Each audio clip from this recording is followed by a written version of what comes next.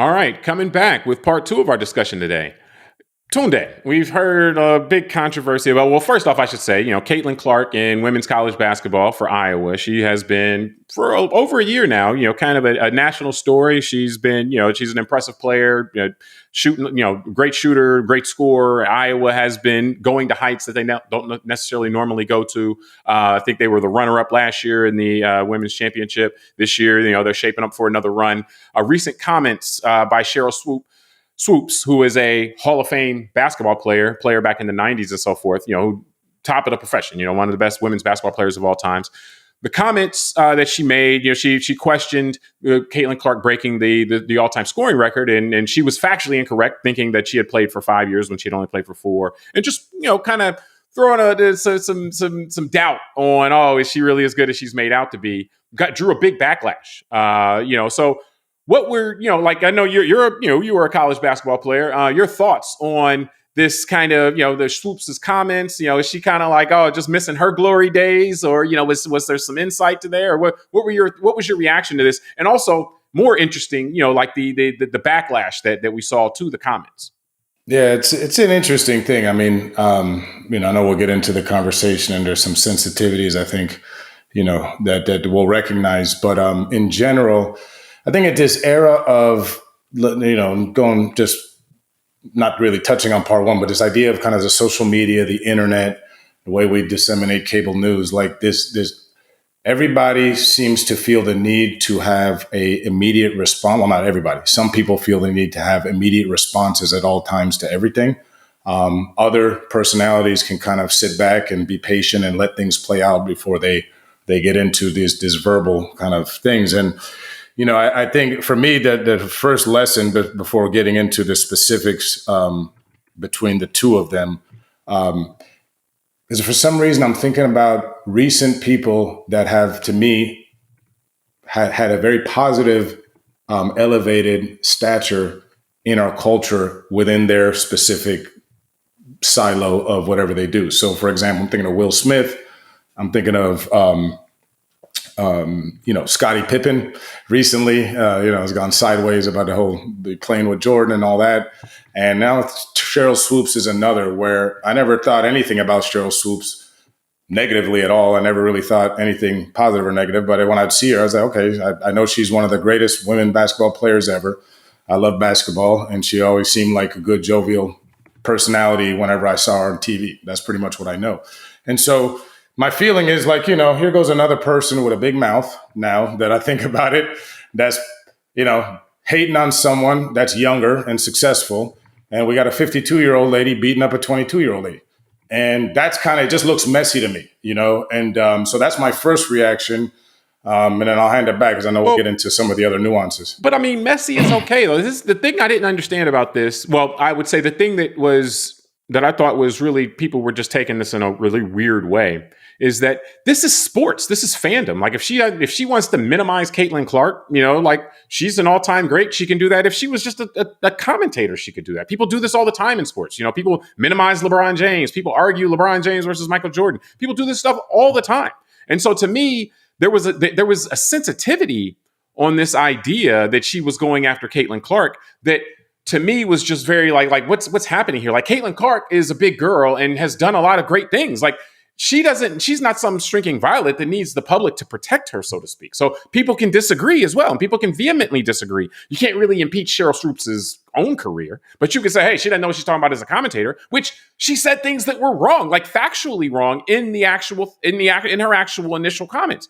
And so to me, this was kind of like, to your point, social media, this was just more like one of these kind of stories that anything that involves race in America, you can usually get people fired up in some way about. And I think that's really what this was. Sheryl Swoopes is a black lady and Caitlin Clark is a white girl. And so in that sense, and I guess lady, girl, I mean, I'm implicit in there, I'm talking about their ages. One is, an older lady, one is a younger girl. It's kind of, but I think that's really the piece that drove this. If Caitlin Clark, there's a sensitivity as far as wanting to protect her, because it's like, she's coming out here, she's doing great, we want to protect her. And then the controversy, once Sheryl Swoopes got a blowback, people were like, well, people wanted to protect her and say, whoa, you can't come at her like that. She's an all-time great, and so forth. So to me, this part about it is supposed to be fun, though. This is the sports part where we get to debate about this. Oh, is Caitlin Clark overrated? Is this, or is Sheryl Swoopes, just mad that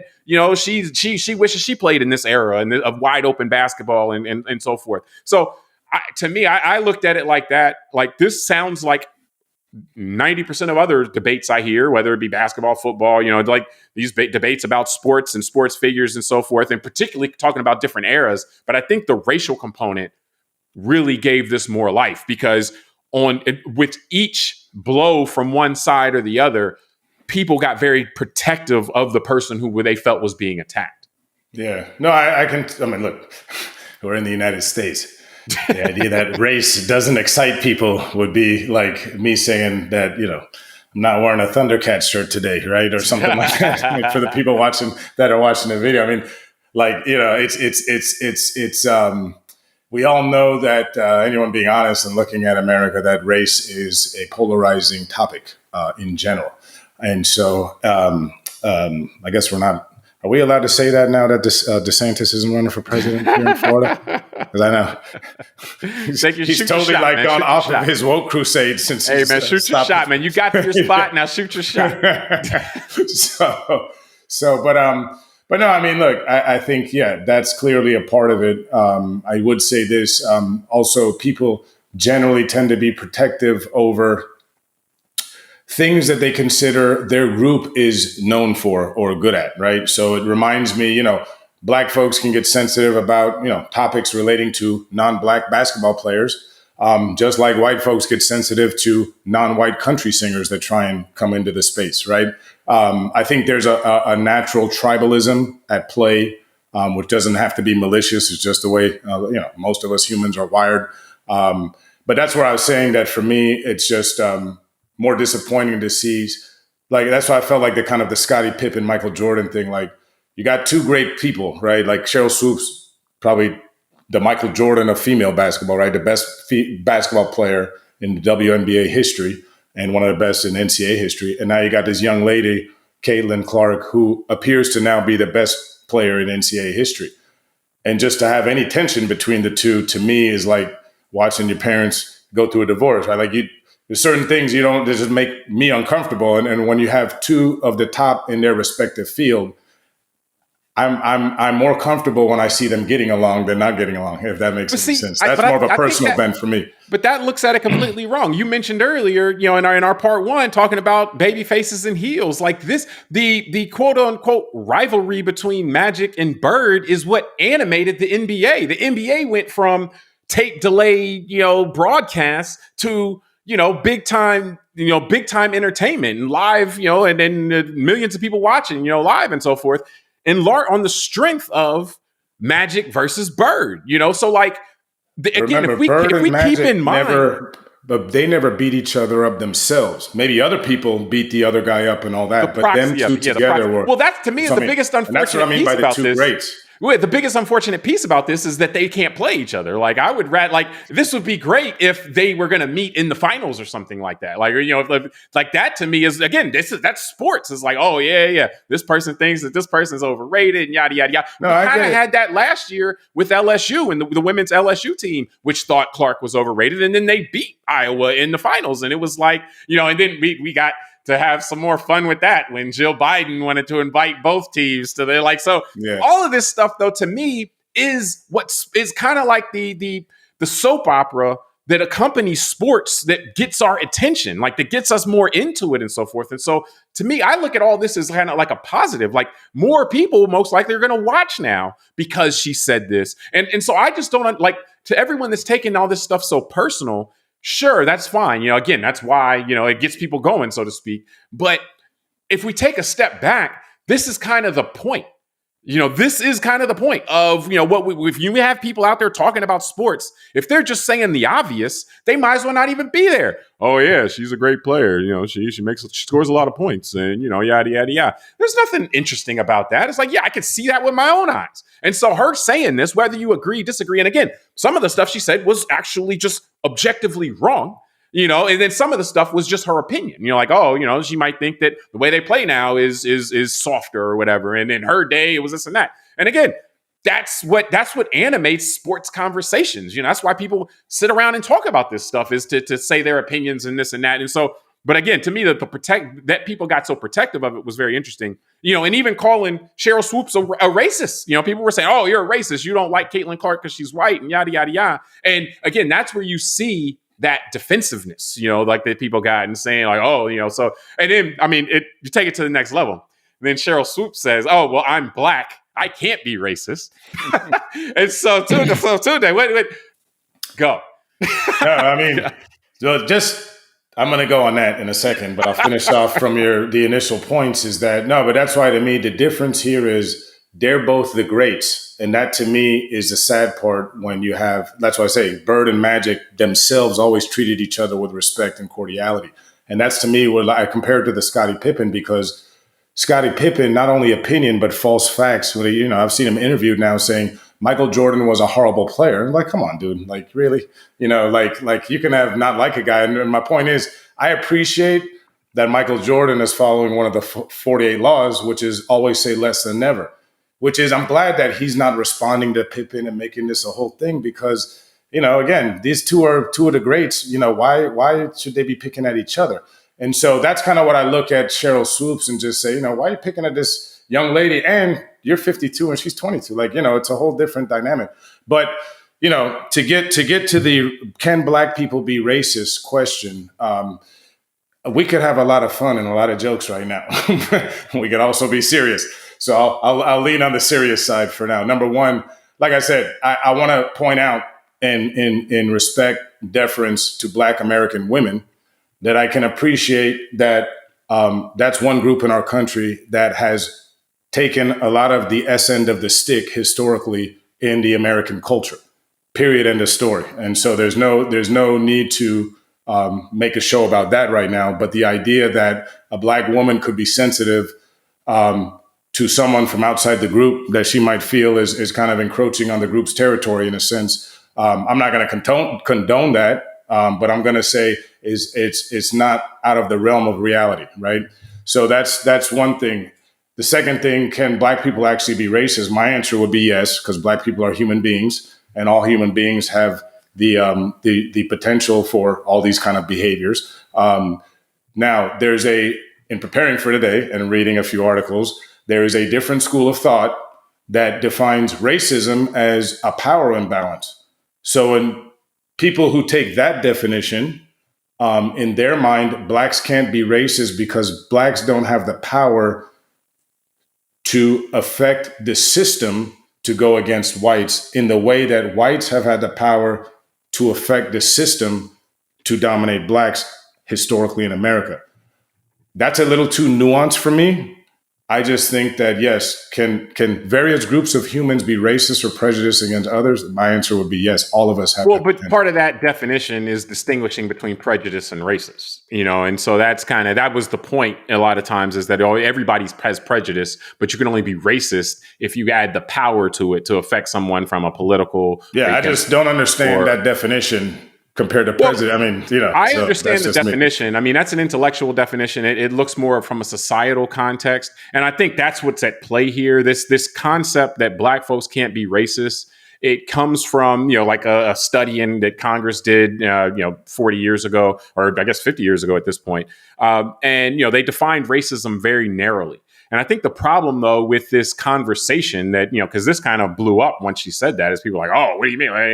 But the problem with the context is that even if there's this definition, this intellectual, like academic definition of racism that involves power dynamics and so forth, that's not what people think when they think, okay, someone is racist or someone is not. That's not the ordinary and customary meaning that people think of for racism. So when you say Black people can't be racist, people aren't in their mind saying, oh yeah, well, of course, because of the power dynamic. And like that's not where people's minds go. Like people are like, and I don't think that's something, like, I'm not saying that that's where white people's minds go. I'm saying that's where Americans' minds don't go, because nobody looks at a poor white dude, in some rural county who calls somebody the N-word and be like, oh, yeah, that guy's not racist, actually, because he doesn't have the power to societally impact your life, and it's like, nah, people look at that dude and say he's racist, so to me, because the kind of ordinary definition that most people walk around in their head of racist is this racial animus towards someone else, or you look at someone of another race and say, I don't like that person and I wish ill on them, or I don't wish well for them. I think that's kind of a more general definition that people walk around in their head. And then by that definition, to your point, anyone can be racist because, like we all have tribal impulses. And I've always thought in general, growing up in American society will give you a tendency to be racist. You actually have to work against that, because we all have, human beings have this tribal instinct in us. Our society teaches us that our tribes are based around race in many respects, and not around nation or not around, state or, region or whatever.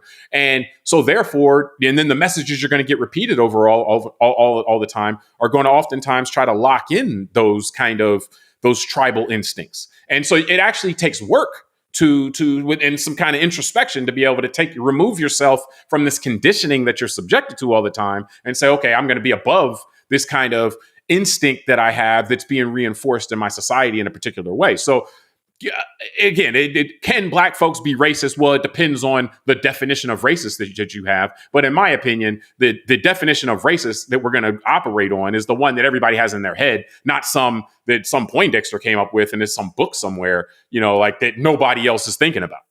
Yeah. No, it's interesting, man. I think that you make a good point about the narrow definition given by Congress. That was in 1968.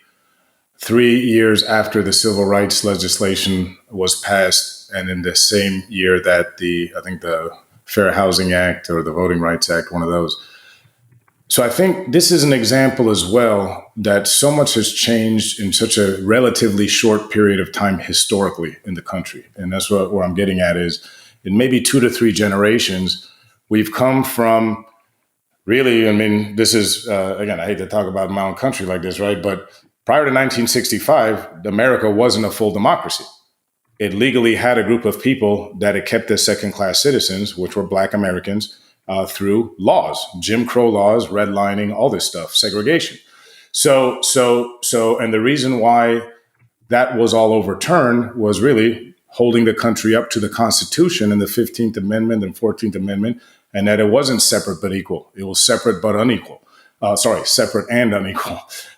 So that's that. And that is what it is. And I think hearing you talk, it made me feel like, this is another example where we as not we as Black people, I'm talking about we as Americans, all of us together, need to begin to mature out of the 60s and understand that, because this is one of those where I feel like Black people saying that Black people can't be racist is actually playing into the kind of narrative that Black people are simple and that we're not complex human beings, just like white people and other groups, Chinese and other ethnicities, that somehow we are still on this totem pole in the United States where we can't affect society and therefore we can't be racist, we can't do this. Like you said, whatever that definition is. Just real quick, said another way, that saying that Black people can't be racist is kind of a white supremacist thing to say. You're kind of you're putting Blacks lower on a kind of a human hierarchy, they're not capable of this thing, type of thing. Yeah, exactly. And that's what I'm saying. Like, I understand in 1968, that definition probably was more appropriate because of exactly what I said earlier, what the times were. Let me add something in real quick. I'll get back to you. But the thing is that for Congress's purposes and for what that committee was trying to do, that definition works just fine. They were looking at the idea of systemic racism and how that was leading to violence and rioting in the 60s. And so for them, that's what they were trying. What can we do about it? Well, they're defining racism in a way that relates to how they want to try to address it. And so, but again, that doesn't mean that that's the definition of racism. When people say the word racism, that's not what they're thinking about going around society. And I think when we have the conversation, we can't get hung up on some definition that people don't actually walk around with in their head. We have to take people where they are. And if this is what people think it is, then don't tell me that, actually, it's not that because, some definition that some congressional committee came up with that is just, that's not relevant to the conversation at this moment. Yeah. And, another interesting, as you're talking example I'll give, remember a few years ago, this was one of the early signs of Kanye West going sideways in many ways when he made the comment about 400 years of slavery was a choice. Yeah. And I was very offended by that because, again, my concern is he has influence and he's going to influence people that already want to take the mental lane that Black Americans complain too much and that all this historic stuff doesn't matter and that, it didn't influence the position of where people are today, all that stuff that I just talked about with the laws and redlining and all that. And so my point is saying that to say that Black Americans don't have influence in our society today to influence people's thoughts about whether their own group or other groups, to me is, again, asinine. And it is, again, playing into this idea that we're not nuanced, that we're somehow this big monolith that still is a victim of America. And again, I say that fully recognizing that America still has to live up to the full ideas of equality. But I'm also saying it in recognition that we've come a long way since 1968, 1965, and that has to be acknowledged. And part of that acknowledgement is that, yeah, Black people can be racist. We're complex human beings and individuals just like white people. And so for Black people to say that, oh, we can't be racist, and that to me is again, a different type of delusion. That's just a different way of categorizing yourself as different than other people. Yeah. And I don't understand what purpose it serves. That's the other thing about it is like, well, what are you moving forward? What ball are you moving by standing on this hill and saying like, are you trying to like, because it doesn't for comfort, like to say I can't be like a lot of people on the right have comfort by saying, "Well, the election was stolen," right? Well, like but it's to say like in Sheryl Swoopes' case, which I don't particularly knock her for this because again, she's trying to have a different conversation than everybody else is. And my point is that don't do that. Don't try to have a different conversation than everybody else is without telling them you're having a different conversation. Like say I'm actually going to. It's a lot of responsibility let me for these influencers to the academic version of this, and then by that like she's using the word in kind of its normal parlance, and then but actually defining it in a way that is with this academic parlance, and so or this legislative perspective, and so the thing is, she's like, okay, I'm not racist, I have it, which I if she says I'm not capable of racist, I'm like, okay, I don't like that, but then she gives all the reasons why she's not racist, and I'm fine with that. Like I'm not calling her a racist. I have no reason to believe that she's racist. It looked to me like she's just not a fan of Caitlin Clark's game, which again to me is. That's kind of the point of sports. Like I don't buy into this. Everybody has to think the same thing. And I would think that most of us don't want that. And most of us don't like that. Like Messi is okay for me in sports. Like we can all look at we can all look at Michael Jordan and LeBron James and argue and some people can say one is better. Some people can say the other is better. There doesn't have to be some answer at the end that somebody's right and somebody's wrong. Like that's the point of these sports things is that this is entertainment. We can argue, we can debate, we can fight, and none of it really matters. And so to me, in this instance, the point isn't to say that Sheryl Swoopes is racist or, like I said, she's giving me no reason to think that she's racist, like that we went there was weird to me anyway, but it shows again, that level of how people are trying to protect, like first Caitlin Clark, when somebody when it's like, oh, everybody has to like Caitlin Clark. And it's like, well, no, sports, you play sports. Some people can like her, some people not, and then on the same hand. And then when the people come at Sheryl Swoopes, then people are trying to protect her. And it's like, so then you get certain things like, oh, well, I can't be racist. And so to me, it just went in a direction that it didn't need to go, because again, let's just have these sports arguments until we're blue in the face and none of it matters. Ultimately, like whether somebody's national champion, whether somebody's the greatest of all time, whether somebody, did this, did that, who would have won between somebody now and somebody 40 years ago. That's all of these are academic questions. We're not supposed to come up with an answer for real. There is no answer for real. Who would win between Shaq and Wilt Chamberlain? Like we can argue about that. There's no answer. It's just that's the point of sports. All right. Well, we're not going. And Michael Jordan's the GOAT. That's all right. That's so just for me to say it. We'll have those. We'll have those arguments offline. I respect LeBron. He's great, but MJ's the GOAT. But no, I was going to joke and say because we're doing a rare sports show, so I got to get it all out. You used the word messy. Did you mean unkept and untidy, or did you mean the soccer player? I better be clear about what definition I'm using, right? Yeah. Or else I'm gonna fall into this same trap. So, but no, that's real. But I mean, ultimately, I think that again, sports is sports. So let's keep sports, kind of passionate and, but ultimately it's not really getting into we got to solve all these problems, because there is no solution. But I think we can wrap from there. We appreciate everybody for joining us on this episode of Call Like I See It. Subscribe to the podcast, rate it, review it, tell us what you think, send it to a friend. Till next time, I'm James Keys. I'm Tunde Wanlana. All right, we'll talk to you next time.